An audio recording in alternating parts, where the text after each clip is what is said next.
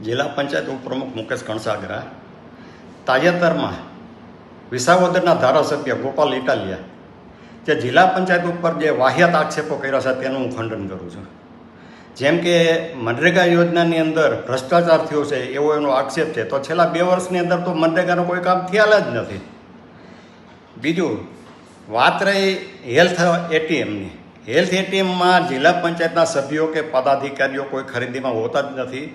તેમાં અધિકારીઓ અને ઉપલા લેવલેથી જ એની ખરીદી હોય છે, એટલે એમાં કોઈ જિલ્લા પંચાયતની કોઈ ભૂમિકા હોતી નથી. અમે દુઃખ સાથે વાત કરવા માગીએ છીએ કે છેલ્લા 2 વર્ષની અંદર એક પણ મનરેગાનું કામ નથી. અમારા આગેવાનો, સરપંચો અને પદાધિકારીઓ બધાએ અમને મનરેગાના રોડ રસ્તાની વાત માટે અમને અનેક વખત રજૂઆત કરતા હોય છે. અમે પણ સરકારમાં બધી પ્રશ્નો આની રજૂઆત કરતા હોય છે, પણ અધિકારીઓની તાનાશાહીને હિસાબે અમે એક પણ કામ કરી નથી શક્યા. એનું અમને દુઃખ છે. અમે હરેશભાઈને પણ અનેકવાર રજૂઆત કરી છે. આની પહેલાં ડીડીઓને અમે રજૂઆત કરી હતી પ્રમુખના બંગલાની રિનોવેશન, એમાં લાખો રૂપિયાનો ભ્રષ્ટાચાર થયો છે. ડીડીઓએ પણ એમાં ધ્યાન નહોતું દીધું.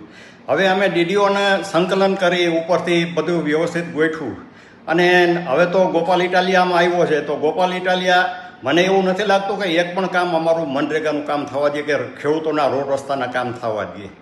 આગલી ટર્મની અંદર અમારે આ જ જિલ્લા પંચાયત હતી, આ જ સભ્યો હતા, પણ શાંતાબેન ખટારિયાએ જે સંકલન ધારાસભ્યો હારે સંગઠન સાથે કે જિલ્લા પંચાયતના દરેક સભ્યો હારે જે સંગઠન કરીને જે સંકલન કરીને જે કામ કર્યું છે, એ કામ આજની તારીખે ગુજરાત લેવલે પણ કેન્દ્ર લેવલે એ પ્રશંસનીય છે. અને જિલ્લા પંચાયતને 50 લાખ રૂપિયાનો માતબાર એવોર્ડ પણ મળેલો. આજ એ જ જિલ્લા પંચાયત છે. એ જ જિલ્લા પંચાયત અત્યારે જે પહેલા ક્રમેથી ઉતરતા ક્રમે નીચલા ક્રમે આવી ગઈ છે. એનું અમને ખૂબ જ દુઃખ છે. અમે લોકોના પ્રશ્નો વાચા આપવા અને એને પ્રશ્નો ઉકેલવા માટે અમે સતત તત્પરો છે. હું તો મારા સ્વભાવ પ્રમાણે કાયમી કોઈ પણ ખોટું થતું હોય તો હું પહેલાં એનો પ્રશ્નો ઉચ્ચારવા, કોઈ અધિકારીને આડમાં આવ્યા પહેલાં કે કોઈ પણ ભ્રષ્ટાચારની વાત હોય તો હું સૌની પહેલાં હું આગળ હોઉં છું. પ્રમુખનું પણ હું ધ્યાન દોરું છું. પ્રમુખ પણ તત્પર હોય છે કે પ્રશ્નો ઉકેલવા માટે, પણ જે સંગઠનની હારે આપણે અધિકારીઓ હારે જે સંકલનનો અભાવ રહેતો હોય અને એના હિસાબે કામમાં અમે પૂર્ણા ઉતર્યા છીએ. એટલે એ અમને એનું દુઃખ છે. બાકી જે પ્રમુખના બંગલામાં ભ્રષ્ટાચાર થયો, એવા તો રોડ રસ્તાના કામમાં જેટલા ભ્રષ્ટાચાર થયા છે, છતાં પણ હું તો પ્રશ્નો ઉકેલતો જ હોઉં છું. પ્રશ્નો અને મીડિયા લેવલે પણ દરેક લેવલે હું મારો પ્રશ્નો વાંચા આપતો છું. જે પ્રમુખને પણ આ બધી જાણ કરતો હોઉં છું, પણ છતાં ક્યારે આનું નિરાકરણ નથી આવતું.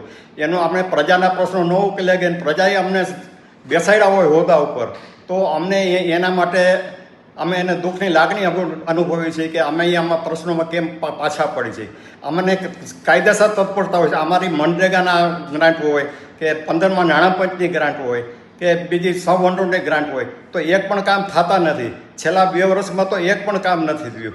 એના માટે અમે પ્રજાના દિલગીર છીએ અને અમે એમાં ક્ષમા પણ માગીએ છીએ કે ભાઈ આમાં અધિકારીઓના સંકલનના અભાવે અમે આવી બધી રજૂઆત કરી. હવે અમે ગુજરાત સરકારને અમે બધું વ્યવસ્થિત ગોઠવું છે. તો વાત રહી ગોપાલ ઇટાલિયાની. ગોપાલ ઇટાલિયા હવે ખોટા આક્ષેપો કરી અને પ્રજાના અવરોધ ઊભા કરશે, તો હવે મનરેગાને એક પણ કામ ન થાય અને રોડ રસ્તાના કામ ન થાય, તો એના માટે અમે દિલગીર વ્યક્ત કરી છે.